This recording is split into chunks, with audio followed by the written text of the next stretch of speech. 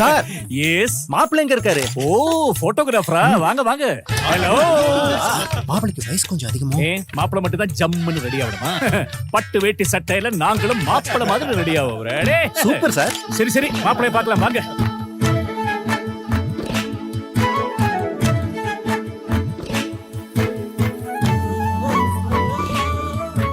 மொத்த குடும்பம் மாப்பிள்ளை மாதிரி ரெடி ஆகிற இந்த கல்யாணம் ராம்ராஜ் கல்யாணம்.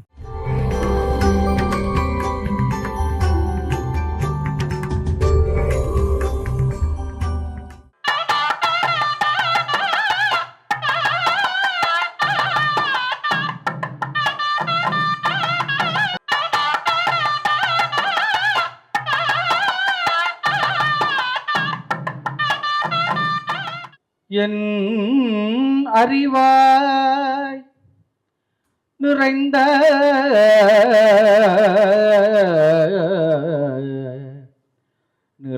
அமுதமுமாய் வானந்தமான வடிவுடையாள் மறை நான்கினுக்கும் தாயானந்தமான சரணாரவிந்தம் தவழ நிறக்கானந்தம்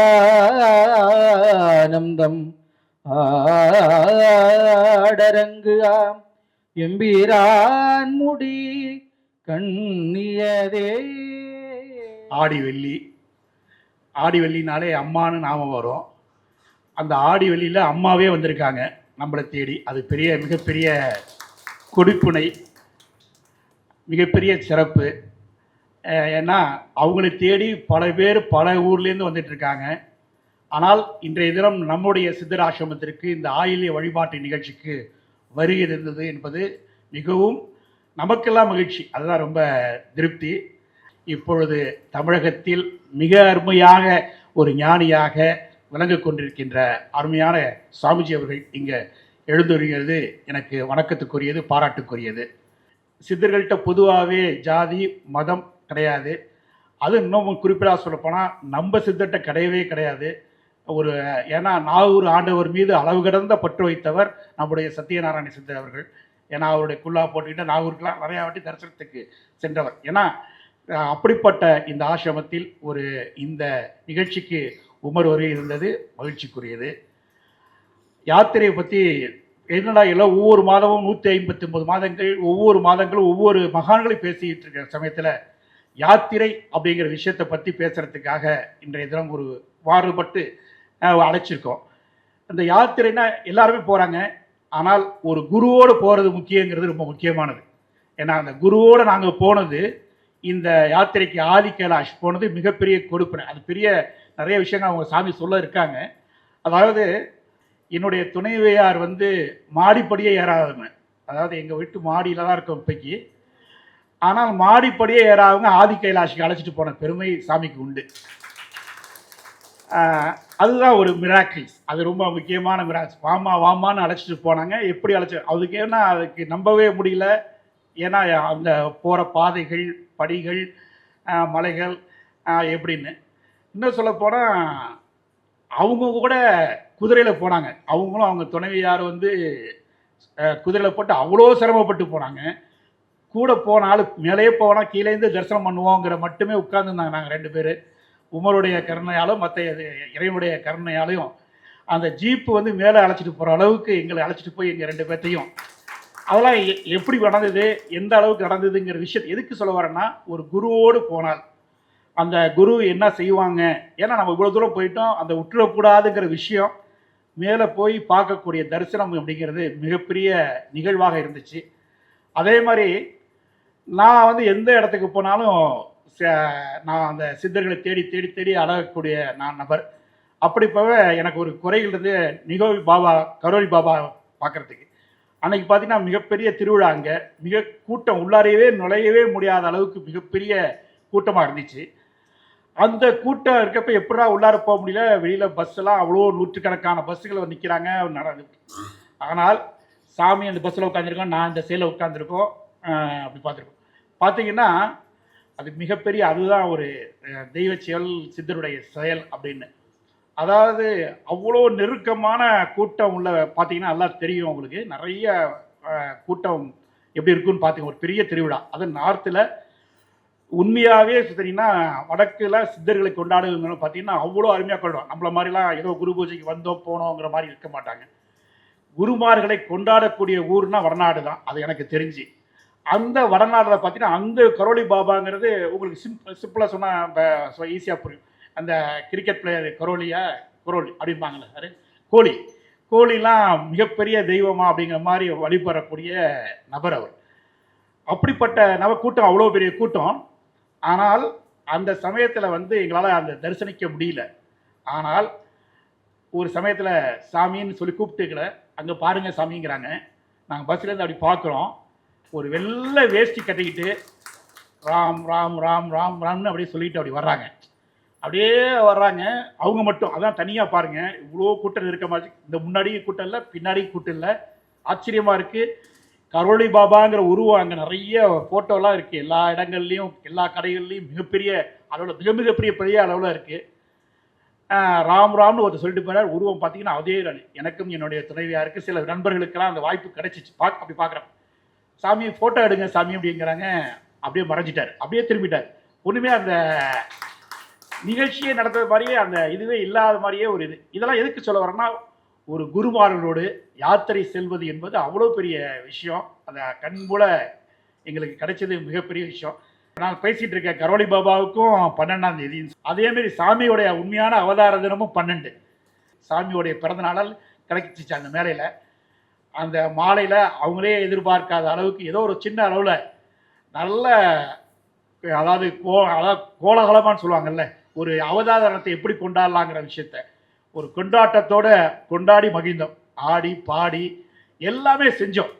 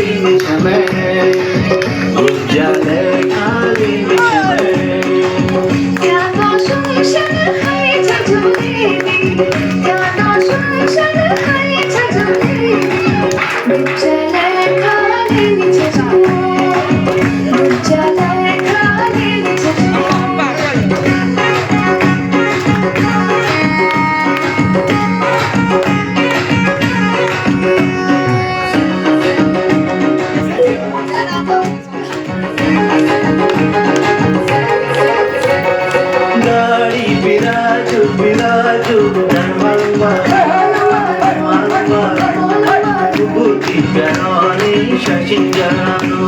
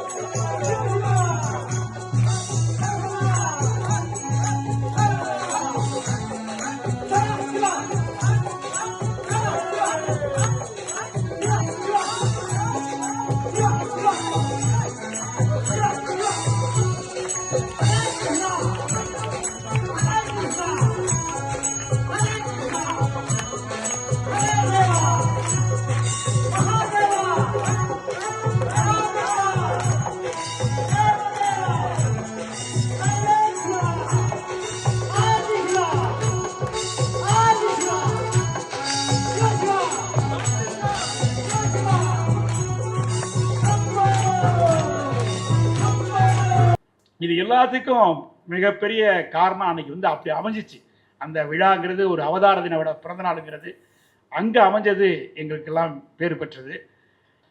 நம்முடைய கண்ணன் சாமிகள் மிகப்பெரிய மகான்களில் எனக்கு அறிந்து, ஏன்னால் நான் நிறைய மகான்களோடு குருமார்களோடு பழகியும் பேசியும் வந்துட்டுருக்க சமயத்தில் இன்றைக்கு நடமாடும் ஒரு சித்தராக, நிறைய சித்தர்களுக்கு தொண்டு செய்தவராக இருந்தவர் இன்றைய யாத்திரையை பற்றி பேசியிருக்கார். ஒரு பக்தனுடைய இயக்கத்திலிருந்து இந்த பயணத்தை நான் தொடங்கலாம் என்று நினைக்கிறேன். சுந்தரியிலேருந்து ஆரம்பிக்கலாமா? அப்படியே எங்கேயாவது தலை தட்டுதான்னு பாருங்க. சுந்தரி, நான் செழியனின் சுந்தரி. ஒரு நாள் எந்திரி எந்திரி என்றார் என்னவர், எந்திரி எந்திரி என்றார் என்னவர்.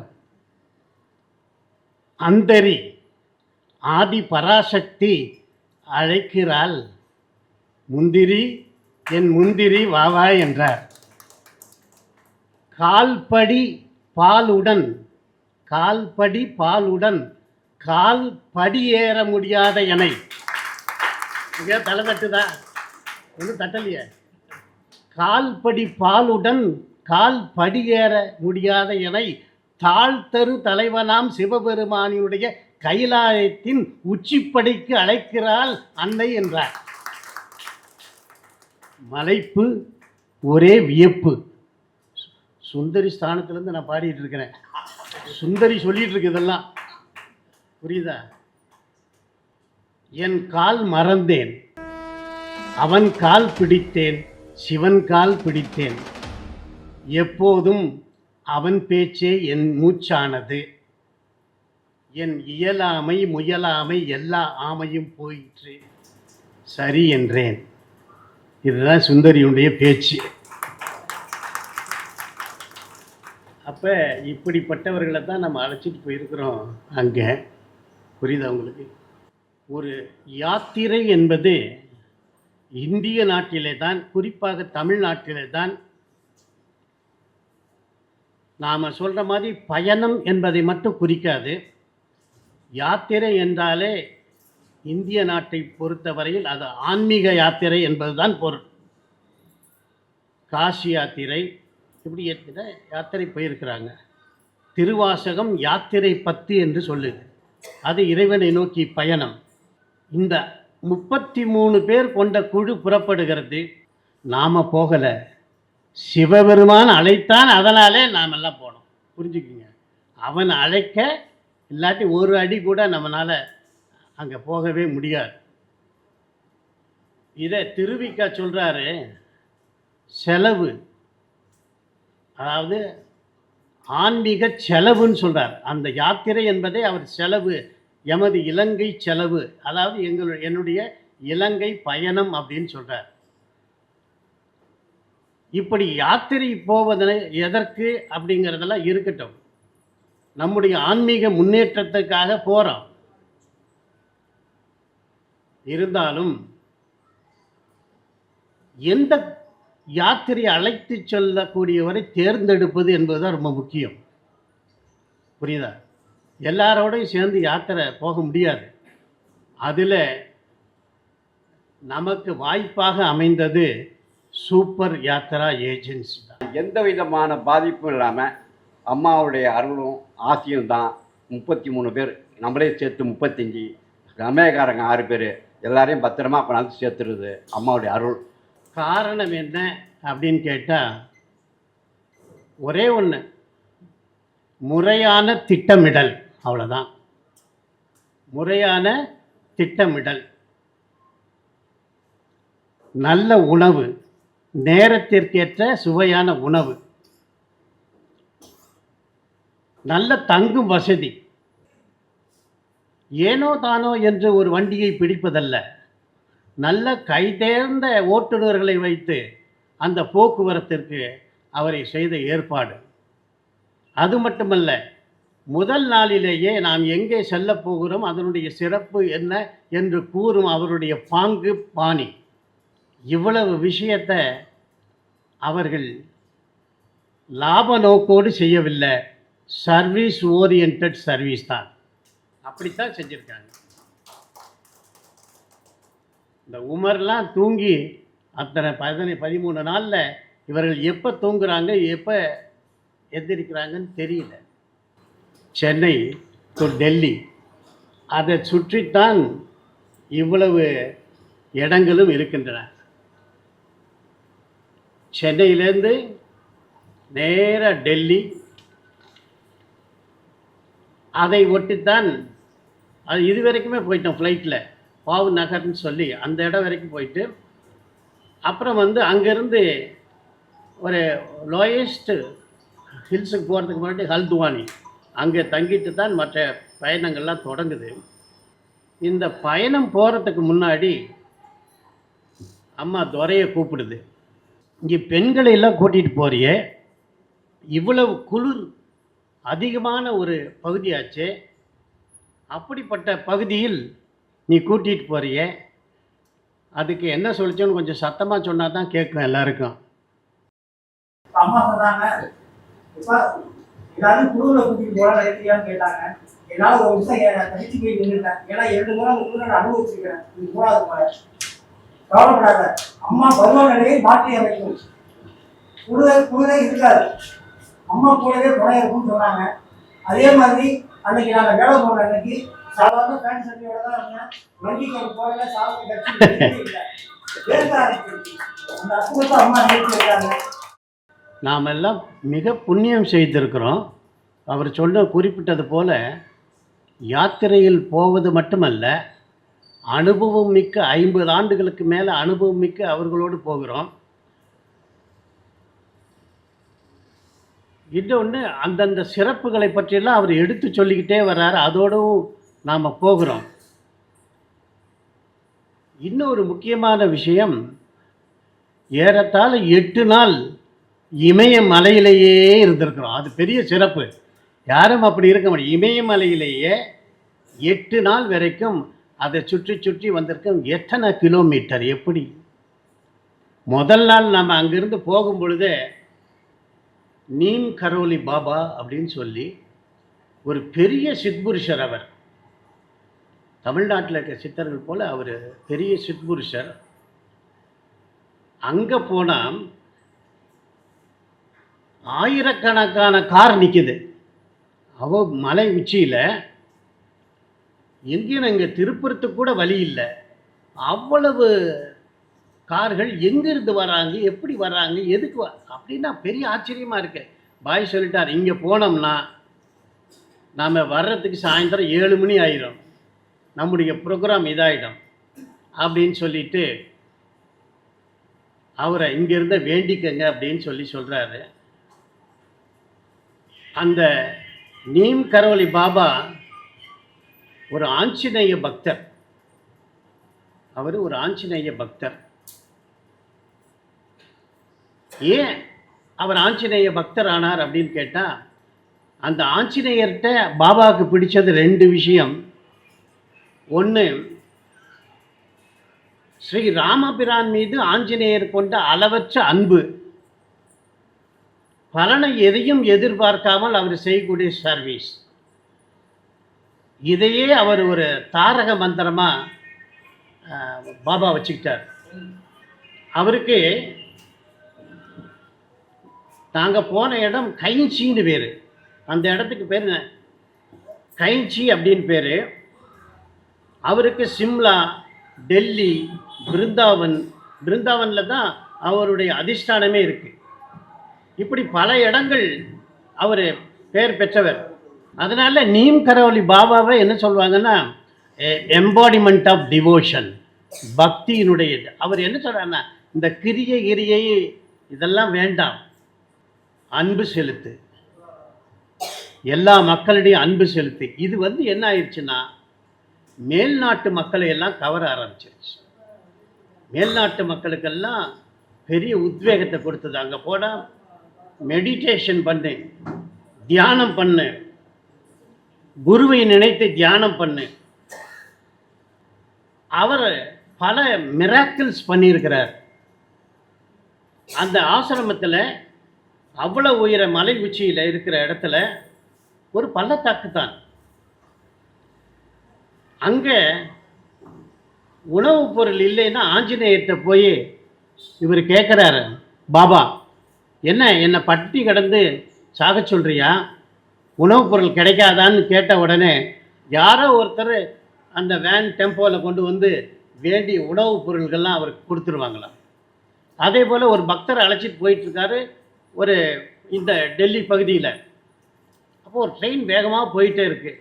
பாபா கேட்குறாரு, இந்த ட்ரெயினில் போகலாமான்னு. சாமி, அது அவ்வளோ வேகமாக போயிட்டுருக்கு, எப்படி அந்த ட்ரெயினில் போக முடியும்னு அந்த பொண்ணு சொல்லுது.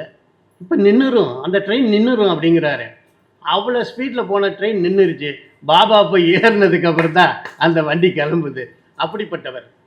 அப்புறம் சமையல் கட்டிலேருந்து வந்து சொல்கிறாங்க, பாபா நெய் தீர்ந்து போச்சு அப்படின்னு சொல்லி. உடனே பாபா என்ன பண்ணுறார், ஒரு பாத்திரம் நிறைய தண்ணியை கொண்டு வா அப்படின்னு சொல்லி தண்ணியை டச் பண்ணுறார். தொட்ட உடனே அதெல்லாம் நெய்யாக மாறிடுச்சு. அப்புறம் ஒரு அன்பர், நான் வந்தேன், அதுக்குள்ளே கதவுகள்லாம் மூடிட்டாங்களே, நான் இவருக்கு ஒரு போர்வையை பரிசீலிக்கணும்னு நினச்சிக்கிட்டு இருக்கிறேன், ஆனால் போர்வையை வாங்கிட்டு வரல, அடுத்த முறை வரும்போது வாங்கிட்டு வரேன் அப்படின்னு சொல்லி ஜன்னல் வழியாக பார்த்தா எப்படியோ ஒரு போர்வை அப்படியே ஆகாயத்தில் பறந்து வந்து பாபா மேலே விழுகுது. இப்படி பல அற்புதங்களை செய்தவர் தான் அவர். பல நாள் குகையில் தவம் இருந்திருக்கிறார்.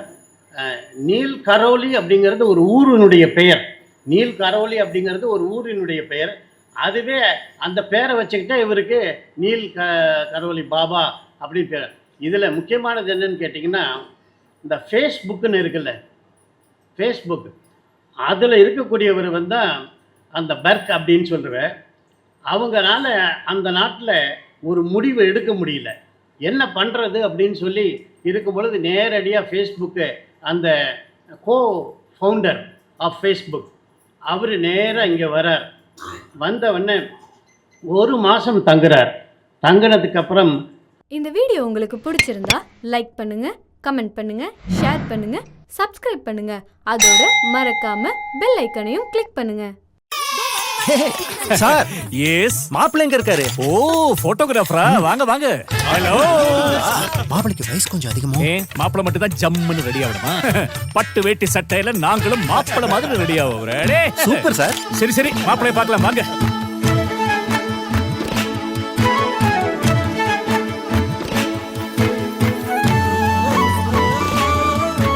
மொத்த குடும்பம் மாப்பிள்ளை மாதிரி ரெடி ஆகிற இந்த கல்யாணம் ராம்ராஜ் கல்யாணம்.